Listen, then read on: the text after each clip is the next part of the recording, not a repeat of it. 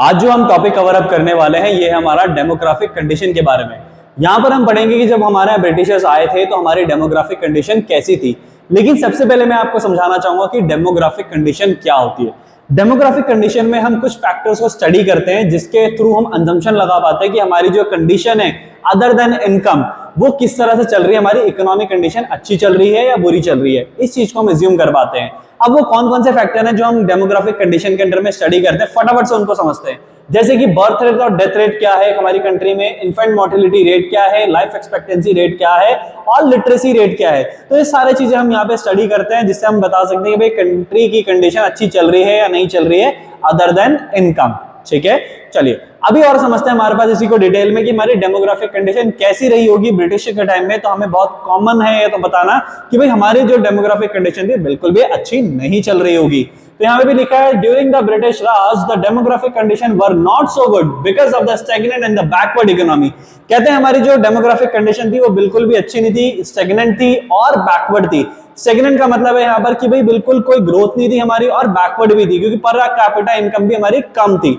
आगे बताया जाता है कि a lot of the people were suffering with the poverty and unemployment during the colonial period. अब ये कहते हैं कि भाई जब ब्रिटिश राज था तो हमारा ज्यादातर लोग क्या थे, गरीबी रेखा में थे, यानी गरीब थे, पोवर्टी के अंडर में थे, साथ साथ उनके पास नौकरियां नहीं थी, अनएम्प्लॉयड थे। तो इन सब कंडीशन के होने के कारण क्या था, हमारा जो लोग थे उनकी जो डेमोग्राफिक कंडीशन थी उनकी बिल्कुल अच्छी नहीं थी। जैसे कि बात करें हमारा बर्थ रेट और डेथ रेट, ये दोनों क्या थे, बहुत ज्यादा हाई थे। बर्थ रेट और डेथ रेट क्या थे, बहुत ज्यादा हाई थे। लोगों को प्रॉपर फैसिलिटीज नहीं मिल पाती थी, लोग प्रॉपरली अवेयर नहीं थे। इसके बाद आता है हमारे पास इन्फेंट मोर्टेलिटी रेट। यहां पर बताया जाता है कि भाई it is the rate of the death of the children below the age of the 1 year. अब यहाँ पे कह रहे हैं कि हम स्टडी करते थे उन चिल्ड्रंस को जो उनकी डेथ हो जाती थी with in the 1 year after their birth, जिनका बच्चों का जन्म होता था और विद इन 1 ईयर उनकी डेथ हो जाती है। तो हम यहाँ पे इसे एस्टिमेट करते थे। अभी जो नंबर थे जिसको हम एस्टिमेट करते थे वो किस तरह से करते हैं उसको भी समझते हैं। देखो जब ब्रिटिशर्स इंडिया में थे तब क्या होता था, अगर 1000 बच्चों का जन्म हो रहा है यानी 1000 चिल्ड्रंस का जन्म हो रहा है, बर्थ हो रहा है, तो उसमें से 218 की डेथ हो जाती थी विद इन 1 ईयर। लेकिन यही डेटा अगर हम कंपेयर करें हमारे प्रेजेंट टाइम में, है ना, तो अभी क्या होता है कि 33 पर 1000 यानी कि अगर 1000 चिल्ड्रंस ने का बर्थ हुआ है तो उसमें से सिर्फ 33 की डेथ होती है।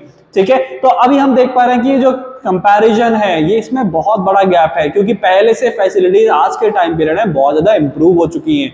ठीक है, तो हम बोल सकते हैं during the British Raj the infant mortality rate was very high, around the 218 childrens died with in the 1 year after their birth that time. ठीक है, इसके अलावा जाता है भाई लाइफ एक्सपेक्टेंसी, जो हम डेमोग्राफिक कंडीशन के अंडर में पढ़ते हैं। लाइफ एक्सपेक्टेंसी में हम देखते हैं कि भाई इंसान की एवरेज एज क्या है, एक पर्टिकुलर एरिया में जो लोग रह रहे हैं उनकी एवरेज लाइफ क्या है। तो हमारा जो एवरेज लाइफ थी वो कितनी थी, 32 ईयर्स थी। 32 ईयर्स एक एवरेज लाइफ निकाली गई थी कि भाई इंसान जो है हमारे हिंदुस्तान में जो ब्रिटिश का टाइम था तो एवरेज लाइफ कितना जीता है, 32 ईयर जीता है। लेकिन अगर प्रेजेंट टाइम की बात करें तो प्रेजेंट टाइम में नंबर कितना है, 69 ईयर है। ठीक है, प्रेजेंट टाइम में ये है 69 ईयर। चलिए आगे कवर अप करते हैं। अब ये बताया जा रहा है कि भाई बेसिकली ये सब चीजें जो हम कमियां फेस कर रहे थे वो क्यों कर रहे थे, इसको भी हमें बताया गया कि भाई लोगों में अवेयरनेस नहीं थी पहली बात। इसके अलावा अवेयरनेस अगर थी भी लोगों में तो यहाँ पे lack of health care facilities थी, लोगों को फैसिलिटीज नहीं मिल पाती थी। और अगर फैसिलिटीज मिल भी गई तो लोग क्या नहीं कर पाते थे, अवेयर नहीं कर पाते थे, उसको इस्तेमाल नहीं कर पाते थे पूरी तरह से क्योंकि उनकी रीच से बाहर हो जाता था। रोड नेटवर्क अच्छे नहीं थे, कम्युनिकेशन अच्छा ना होने के कारण लोग कभी अपनी सुविधाओं तक पहुंच ही नहीं पाते थे प्रॉपर्ली। आगे कवर अप करते हैं लिटरेसी रेट। भाई लिटरेसी रेट क्या था, बहुत ज्यादा बुरा था उस वक्त, बहुत ज्यादा अच्छा नहीं था। लिटरेसी रेट भी क्या करती है, हमारी किसी भी एक कंट्री की इकोनॉमी को डिफाइन करती है, एक्सप्लेन करती है कि अगर वहां पे लोग ज्यादा पढ़े लिखे हैं तो उस कंट्री को एक अच्छी कंट्री माना जाता है। ठीक है, लेकिन हमारा जो था लिटरेसी रेट वो कैसा था, it refers to the those who can read and write and it was less than the 16%।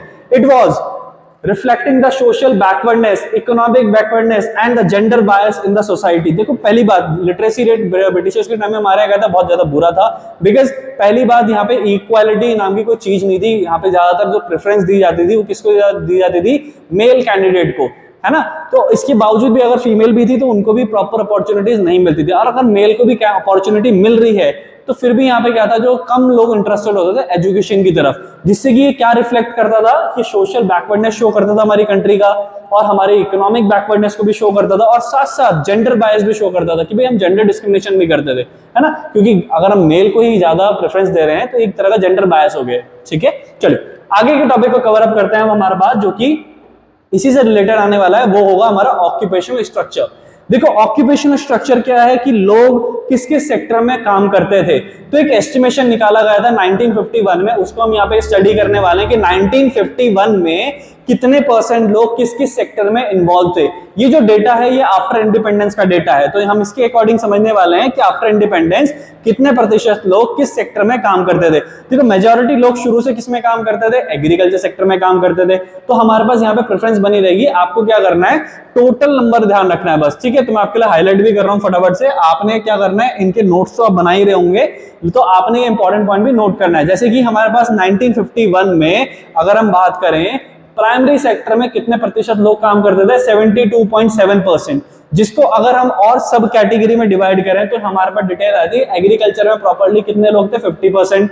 Agriculture labour के तौर में कितने लोग काम करते थे, 19.7। Forestry, fishery, animal husbandry, plantation, mining, इनमें कितने लोग काम करते थे, 2.4 और 0.6। तो मेन हमें जो ध्यान रखना है यहाँ पे वो रखना है 72.7%, ठीक है। प्राइमरी सेक्टर में कितने लोग काम करते थे, 72.7%। इसी के बाद अगर बात करें सेकेंडरी सेक्टर, जिसमें हम क्या करते हैं, मैन्युफैक्चरिंग करते हैं, गुड्स को कन्वर्ट करते हैं फाइनल गुड्स में, तो इस सेक्टर में कितने लोग काम करते थे, सिर्फ 10.1%। इसके अलावा अगर हम इसकी भी सब कैटेगरी बनाए, small and large scale industry या फिर बिल्डिंग कंस्ट्रक्शन, तो उनकी परसेंटेज गिवन है, लेकिन आपने मेन ये ध्यान रखना है।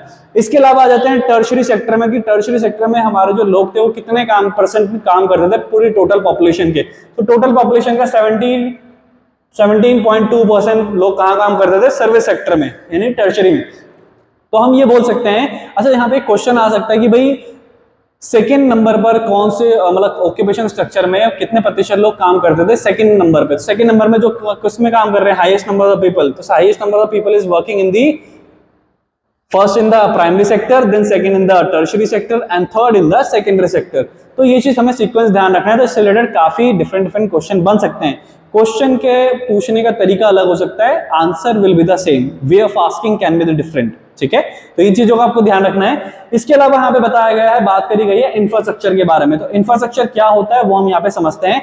इंफ्रास्ट्रक्चर को एक इंपॉर्टेंट एलिमेंट कहा गया है इकोनॉमिक ग्रोथ के लिए, क्योंकि इंफ्रास्ट्रक्चर क्या होता है, एक ऐसी रिक्वायरमेंट होती है जिसके थ्रू हम क्या करते हैं, कॉन्टिन्यूअस ग्रो कर पाते हैं कंट्री में। जैसे कि क्या क्या चीज होती है जो हमें हेल्प करती है हमारे इंफ्रास्ट्रक्चर को, एक अच्छा इंफ्रास्ट्रक्चर को हेल्प सेटअप करने में, एक कंट्री की good education sector, health sector, housing facilities provide करना, ठीक है। तो ये सारी चीजें जो होती हैं, जैसे कि बेटर ट्रांसपोर्टेशन होगा तो उससे क्या होगा, एक इंफ्रास्ट्रक्चर अच्छा हो रहा है, लोगों के लिए सुविधाएं मिल रही हैं। यानी कि इंफ्रास्ट्रक्चर में आ जाते हैं जो एक ऐसी फैसिलिटी देना जो सभी के काम आने वाली है कहीं ना कहीं ग्रोथ में, जैसे कि अच्छे रोड नेटवर्क बनाना, अच्छा कम्युनिकेशन प्रोवाइड करना, अच्छी एजुकेशन प्रोवाइड करना, अच्छी हॉस्पिटल्स को डिजाइन करना। तो ये चीज क्या आती है, सभी के यूज में आती है। इससे क्या होता है, सभी का डेवलपमेंट होता है। तो ये चीज तो हमारे लिए इंफ्रास्ट्रक्चर में इंपॉर्टेंट समझना। आगे कहते हैं भाई, it refers to the element of the economic change like the means of the transportation, communication, banking, power, energy, and the element of the social change such as the growth, education sector, health sector, and housing facility, which serve as the foundation growth and the development of the country. तो basically किस तरह काम करता है, growth and development process की तरह काम करता है हमारे लिए क्या, इंफ्रास्ट्रक्चर को डेवलप अगर हम करते हैं तो, ठीक है। आगे कवर अप करते हैं एलिमेंट्स ऑफ इंफ्रास्ट्रक्चरल चेंजेस। कह रहे हैं कि भाई इंडिया में भी तो इंफ्रास्ट्रक्चरल चेंजेस आए थे, जब ब्रिटिश इंडिया में आए तो कुछ फायदे भी तो हुए थे हमें, लेकिन जो फायदे हुए थे वो फायदे हुए थे या नहीं हुए थे वो मैं आप पे छोड़ूंगा, अभी आपने मुझे गेस करके बताना है, ठीक है। तो सबसे पहली चीज अगर हम बात करें यहाँ पे, तो जब ब्रिटिशर्स इंडिया में आए तो उन्होंने रेलवे बनाया, जब ब्रिटिशर्स इंडिया में आए तो उन्होंने पोर्ट्स बनाए, जब ब्रिटिशर्स इंडिया में आए तो उन्होंने पोस्ट एंड टेलीग्राफ सिस्टम को एस्टेब्लिश करा, इसके साथ साथ उन्होंने अच्छे रोड्स भी बनाए।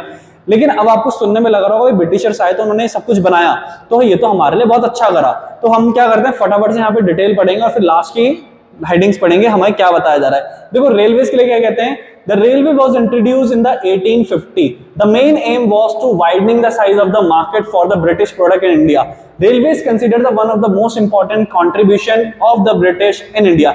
कहते हैं जो ब्रिटिशर्स थे उनका सबसे ज्यादा इंपॉर्टेंट कंट्रीब्यूशन माना जाता है रेलवे सिस्टम को, कि भाई वो इंडिया में आए, उन्होंने रेलवे सिस्टम बनाया और इससे उन्होंने क्या करने के लिए बनाया, अपने मार्केट को एक्सपेंड करने के लिए बनाया। तो हमें यहाँ से एक चीज तो पता चल गई, भाई रेलवे इन्होंने बनाया हमारे बेनिफिट के लिए नहीं, अपने बेनिफिट के लिए। ठीक है, दूसरे पॉइंट पे आते हैं हमारे पास ports. Developed to handle the export of the raw material, to retain on the import of the finished goods from the Britain. Building the coast was high in the price. It failed to compete with the railway and was ultimately abandoned. अब कह रहे हैं इन्होंने ports भी design करे, basically क्या करने के लिए, एक्सपोर्ट इंपोर्ट करने के लिए, ताकि इनका एक्सपोर्ट इंपोर्ट क्या होता है और भी ज्यादा तेज हो जाए। लेकिन यहाँ पर क्या हुआ कि भाई ये कंपीट नहीं कर पा रहे थे बिल्कुल रेलवे के साथ, तो रेलवे इनके लिए ज्यादा अच्छा साबित हो पा रहा था इंटरनल मार्केट को एक्सपेंड करने के लिए। लेकिन साथ साथ इन्होंने पोर्ट भी डिजाइन करे, लेकिन क्या करने के लिए था, एक्सपोर्ट इंपोर्ट करने के लिए। तो यहाँ से भी हमें एक चीज देखने के लिए मिलती है, एक व्यू पॉइंट देखने के लिए मिलता है कि इन्होंने क्या करा, एक्सपोर्ट इंपोर्ट तो कर रहे हैं लेकिन अपने फायदे के लिए कर रहे हैं, हमारे फायदे के लिए नहीं बनाया। तो दूसरे में भी हमें पता चला भाई इन्होंने इंफ्रास्ट्रक्चर चेंजेस लाए इंडिया में, लेकिन दोनों केस में अपने फायदा हो रहा था। तीसरा भी देख लेते हैं, पोस्ट एंड टेलीग्राफ में कहते हैं this system was developed to enhance the administrative efficiency, it serve the purpose of the maintaining the law and order in the country, in our country. अब देखो यहाँ पे कहते हैं इन्होंने टेलीग्राफ सिस्टम बनाया, पोस्ट एंड टेलीग्राफ, जिससे वो कम्युनिकेशन कर पाए अपने एडमिनिस्ट्रेशन लोगों से, यानी कि जो इनके एडमिनिस्ट्रेशन ऑफिसर्स थे हमारे इंडिया में अलग अलग स्टेट्स में, अलग अलग पार्ट्स में, तो उनसे क्या कर पाए, कम्युनिकेट कर पाए। जब भी कोई प्रॉब्लम हो तो बहुत इजीली कम्युनिकेट करें और उस पर एक्शन लिया जा सके टाइम से, है ना। तो उसके लिए भी, तो यहाँ पे भी क्या हुआ कि इन्हीं का फायदा हो रहा था, हमारे लिए तो ये भी नहीं था। चलिए लास्ट वाला देखते हैं भाई, रोड्स। अब रोड बना रहे तो रोड का इस्तेमाल तो सभी करेंगे ना, ऐसा सुनने में लग रहा है, लेकिन क्या इसका फायदा हमें मिल पा रहा था या नहीं मिल पा रहा था, फटाफट से चेक करते हैं। कहते हैं it developed to facilitate the transportation of the raw material from the different parts of the country to the ports. Britishers showed no efforts to develop all-weather roads to reach route to the rural areas. People living in the rural areas suffered a lot at the time of the natural calamities. अब ये क्या कह रहे हैं कि भाई roads भी develop करे गए, लेकिन रोड्स को सिर्फ डेवलप करा गया क्या करने के लिए, ट्रांसपोर्टेशन पर्पस के लिए, और वो भी क्या करने के लिए, ये रोड वहीं तक डेवलप करते थे जहां से ये रेलवे को कनेक्ट कर पाए, बस। क्योंकि इनको क्या चाहिए था, ट्रांसपोर्टेशन इजी चाहिए था, कि जितना भी रॉ मटेरियल मिल रहा है, रॉ मटेरियल बस कहां तक डिलीवर हो जाए, रेलवे तक डिलीवर हो जाए, और रेलवे कहां तक, पोर्ट से कनेक्ट हो जाए। तो इस तरह से, यानी कि इन्होंने जो रोड्स नेटवर्क बनाए वो कभी भी रूरल एरियाज में नहीं बनाए, पुअर पीपल के लिए नहीं बनाए। तो इसके कारण क्या होता था, जो पुअर पीपल थे, रूरल पीपल थे, जो गांव में रहते थे, उनको इसका बेनिफिट नहीं मिल पाता था, and they were suffering a lot. कब, नेचुरल क्लाइमेटिस के टाइम में, कभी बाढ़ आ गई, तूफान आ गए, तो वो लोग वहां से निकलने में थोड़ा दिक्कत होती थी, इस तरह से उन्हें फैसिलिटीज भी नहीं मिल पाती थी। तो ये सब चीजें, इसके अलावा बताया गया है कि भाई the motive behind these changes was not the growth and the development of the Indian economy. Britishers made These all four elements in India for the growth and development of the British economy. कहते हैं कि भाई जो इनका motive था ना, ये चारों इंफ्रास्ट्रक्चर चेंजेस करने के लिए, भले इंडिया में इंफ्रास्ट्रक्चर चेंज हुआ था, लेकिन अगर ध्यान से देखा जाए तो इसका बेनिफिट हमें कहीं भी नहीं मिला, हमारी इकोनॉमी को कहीं से भी इसका बेनिफिट नहीं हुआ। ठीक है, तो यहाँ पे क्या कह रहे हैं कि जो ब्रिटिशर्स थे, इन्होंने अपना ही बेनिफिट के लिए, अपनी इकोनॉमी को बेनिफिट पहुंचाने के लिए क्या करा, ये सब चेंजेस करे इंडिया में। ठीक है, इसके बाद कहते हैं consequently the Indian economy remained the backward even when it is experienced some infrastructural changes। देखो जब भी किसी कंट्री में क्या होता है, इंफ्रास्ट्रक्चर्स को इंप्रूव करा जाता है तो इस कंट्री में की जीडीपी बढ़ती है, उसमें इंप्रूवमेंट आती है। लेकिन इंडिया में ऐसा कुछ भी नहीं हुआ। वो कह रहे हैं कि भाई, यहाँ पे कह रहे हैं कि भाई इंडिया में इंफ्रास्ट्रक्चर चेंजेस हम देख रहे थे, लेकिन उसका बेनिफिट हमें मिल ही नहीं पा रहा था, हमें क्या हो रहा था, उल्टा नुकसान हो रहा था, है ना। तो ये चीज हमें पे बताई गई है। चलिए कवर अप करते हैं इसका अगला पार्ट, जो कि हमारे पास इंपॉर्टेंट है, जिसमें हम पढ़ने वाले हैं भाई positive impact of the British rules in India. अब यहाँ पर हम क्या पढ़ने वाले हैं कि भाई पॉजिटिव इंपैक्ट में क्या क्या चीज आती है, फटाफट से कवर अप करते हैं। Give me a moment. या positive impact of the British rule in India. देखो ब्रिटिशर्स के आने से हमें क्या क्या बेनिफिट हुए, कुछ तो बेनिफिट भी होगा ना। देखो ये सब जो चीजें थी वो तो हमने पढ़ ली, उन्होंने बनाई लेकिन अपने बेनिफिट के लिए बनाई, लेकिन कुछ चीजें हमें बेनिफिट दे गई, वो क्या क्या है। Number 1, commercial outlook of the farmers. जब ब्रिटिशर्स इंडिया में आए तो उन्होंने लोगों को फोर्स करा कि आप क्या करो, क्रॉप्स को ग्रो करो और इसे सेल करना शुरू करो। अदरवाइज हम इंडियन क्या करते थे, सब्सिस्टेंस फार्मिंग करते थे, यानी कि क्रॉप्स को खुद ग्रो करेंगे और खुद के लिए उसे कंज्यूम करेंगे, यानी कि हम उसे बेचते नहीं थे। तो इसमें से कमर्शियल आउटलुक आया, लोगों में चेंज हुआ। ये किसकी वजह से हुआ, ब्रिटिशर्स की वजह से हुआ। तो यहाँ पे क्या हुआ, ये एक बेनिफिट हुआ। इसके अलावा क्या कहते हैं, न्यू अपॉर्चुनिटी ऑफ एम्प्लॉयमेंट, लोगों के लिए क्या आने लगी, न्यू अपॉर्चुनिटी ऑफ एम्प्लॉयमेंट आने लगी। ब्रिटिशर्स इंडिया में आए तो हमें अलग अलग काम भी देखने के लिए मिले other than agriculture. Otherwise India में तो मैक्सिमम लोग क्या करते थे, एग्रीकल्चर में इन्वॉल्व रहते थे। लेकिन जब ब्रिटिशर्स आए तो हमें पता चला कि भाई हम सेकेंडरी सेक्टर भी नाम की कोई चीज है, टर्शियरी सेक्टर नाम की भी कोई चीज है, और इसमें भी क्या है, नई नई अपॉर्चुनिटीज हैं, क्योंकि मॉडर्न मशीन्स आ रही हैं तो हम इसको अडॉप्ट करते हैं, तो इससे अब नई टेक्नोलॉजी आएगी तो लोगों को एम्प्लॉयमेंट मिलेगा। या रेलवे आया इंडिया में तो लोगों को क्या मिलने लगा, रेलवे के आने से लोगों को बहुत सारा एम्प्लॉयमेंट मिला है। ठीक है, आज भी कई सारे लोग, कई हजारों लोग क्या करते हैं, रेलवे में काम करते हैं, है ना। तो control of the famines, Britishers के आने से हमें क्या मिला, हम कंट्रोल कर पा रहे थे किसको, फेमाइन को। एक सूझबूझ मिलनी शुरू हुई कि नहीं ठीक है, फेमाइन को कंट्रोल करा जा सकता है। क्यों, क्योंकि रेलवे सिस्टम आ चुका था। रेलवे के थ्रू हम क्या कर सकते थे, हम क्रॉप्स को सप्लाई कर सकते थे जहां पे भी जरूरत है ना, ये सब चीजें। इसके बाद हमारे पास मॉनेटरी सिस्टम ऑफ एक्सचेंज।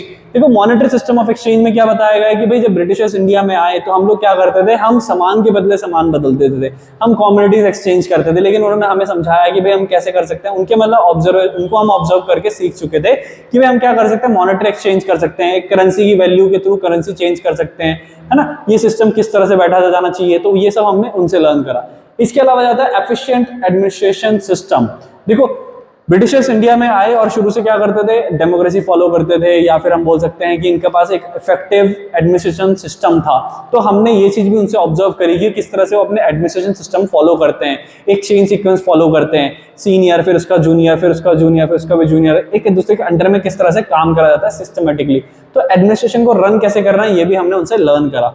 ठीक है, आगे देखते हैं कि भाई और क्या पॉजिटिव इंपैक्ट है। इसके अलावा है भाई positive impact of the railway in India और इसका नेगेटिव इंपैक्ट। कहते हैं कि भाई हमारे पास दो चीज और हमें जानने के लिए मिलती है कि भाई इंडिया में ब्रिटिशर्स आए तो हमारे पास रेलवे बना, ये भी एक पॉजिटिव पॉइंट है। लेकिन इस रेलवे के होने के भी पॉजिटिव पॉइंट और नेगेटिव पॉइंट्स थे, क्या थे उसको भी देखते हैं। पॉजिटिव पॉइंट ज्यादा है, नेगेटिव कम है, लेकिन जो नेगेटिव है वो भी मेजर है एक्चुअली। ठीक है, फटाफट से कवर अप करते हैं। Railway system in the India expanded the domestic market. कहते हैं रेलवे के थ्रू क्या हुआ, जो इंडिया का जो हमारा जितने भी कॉर्नर थे हम उसको कवर अप कर पा रहे थे, है ना। हमारे पास इंडिया में जितनी जगह थी हम उसको क्या कर पा रहे थे, हमारे विद इन दी टेरिटरी हम सब में कवर अप कर पा रहे थे, यानी मार्केट को एक्सपेंड कर पा रहे थे। लेकिन इसमें जो मार्केट एक्सपेंड हो रहा था वो किसका हो रहा था, ब्रिटिशर्स का ज्यादा हो रहा था, हम इंडियंस का बहुत कम हो रहा था। इसके अलावा कहते हैं कि भाई जो कमर्शियलाइजेशन ऑफ एग्रीकल्चर था वो इंक्रीज हो गया। Goods could be then be moved to the distant places also। कहते कमर्शियलाइजेशन बढ़ गया इंडिया में, तो क्या कर पा रहे थे हम, एक जगह से दूसरी जगह पे क्या कर पा रहे थे, ज्यादा से ज्यादा गुड्स की सप्लाई कर पा रहे थे। ठीक है, चलो इसके बाद एक और पॉइंट आ जाता है, कहते हैं export and import of the country showed the significant rise. भाई जो एक्सपोर्ट एंड इंपोर्ट था कंट्री का वो बढ़ गया रेलवे के आने से। क्यों, क्योंकि हम रेलवे तक सप्लाई कर पा रहे थे और सप्लाई करके हम उसे एक्सपोर्ट इंपोर्ट करने में आसानी हो जा रही थी। क्योंकि ब्रिटिश ने क्या करा, रोड नेटवर्क को कनेक्ट कर दिया था किससे, हमारे ट्रैक से, रेलवे ट्रैक से, और रेलवे ट्रैक को कनेक्ट कर दिया लास्ट में किससे, पोर्ट से। तो बहुत इजीली ट्रांसपोर्टेशन कर पा रहे थे हम चीजों को। ठीक है, इसके बाद आता है हमारे पास railway enable the people to break the barriers of the distance journey. भाई रेलवे से लोग क्या कर पा रहे थे, ज्यादा लंबा लंबा सफर कर पा रहे थे, एक कंट्री अपनी कंट्री में क्या कर पा रहे थे, एक डिस्टेंस से दूसरे डिस्टेंस तक बहुत इजीली ट्रेवल कर पा रहे थे। चलिए आगे क्या लिखा है, faster movement of the food grain across the different part of the country was the possible to control the famine. कह रहे हैं कि हम फेमाइन को बहुत आसानी से कंट्रोल कर पा रहे थे क्योंकि हम क्या कर पा रहे थे, फास्टर सप्लाई कर पा रहे थे with the help of railway. ठीक है, फेमाइन की कंडीशन मैंने आपको समझाई थी क्या होता है, यहाँ पर ऐसी कंडीशन बन जाती है जहाँ पे लोगों को फूड नहीं मिल पाता, तो फूड की शॉर्टेज से लोग मर रहे होते हैं। तो यहाँ पर हम फेमाइन को भी कंट्रोल कर पा रहे थे थोड़ा थोड़ा। ठीक है, चलिए नेगेटिव इंपैक्ट क्या है इसको भी फटाफट से समझते हैं। भाई नेगेटिव इंपैक्ट भी है, तो railway increase the colonial exploitation of the Indian economy. देखो रेलवे से क्या हुआ, जो कॉलोनियल एक्सप्लॉयटेशन था वो बढ़ गया, क्योंकि मैंने आपको बताया था ना, हमने सेकंड पार्ट में पढ़ा था, हमारा हैंडीक्राफ्ट सिस्टम खत्म हो गया था। अब वो उसको पूरे इंडिया से कैसे खत्म कर पाए, रेलवे के थ्रू कर पाए, क्योंकि अपने प्रोडक्ट्स इंडिया में लाए और उसे फिर अपने प्रोडक्ट्स को सेल करना शुरू कर दिया पूरे डोमेस्टिक एरिया में हमारे, यानी कि हमारी विद इन दी कंट्री एक एक कॉर्नर में सेल करने लगे अपने प्रोडक्ट्स को। तो हमारे जो प्रोडक्ट्स की डिमांड थी वो धीरे धीरे खत्म कर दी ओवरऑल इंडिया में। ठीक है, इसके बाद नेगेटिव पॉइंट है कि finished goods from the Britain easily transported to the interior of the country. तो इसी चीज को और एक उन्होंने एक्सप्लेन करा कि भाई जो भी हम गुड्स, फाइनल गुड्स को मंगा रहे थे ब्रिटेन से, उसको बहुत इजीली सप्लाई कर पा रहे थे इंडिया के कॉर्नर कॉर्नर तक। किसके थ्रू, सिर्फ और सिर्फ रेलवे के थ्रू। तो यहाँ पे हमने देखा कि भाई कुछ पॉजिटिव पॉइंट्स पढ़े, कुछ नेगेटिव पॉइंट्स पढ़े। तो ये चैप्टर खत्म होता है यहीं पर, यहाँ तक के हमारे सारे इंपॉर्टेंट पॉइंट्स को हमने यहाँ पे कवर अप कर लिया है। अभी हम एक लास्ट वीडियो मिलेंगे जहाँ पे हम कुछ इंपॉर्टेंट क्वेश्चंस को डिस्कस करेंगे इसी चैप्टर्स के। तो see you in the next video.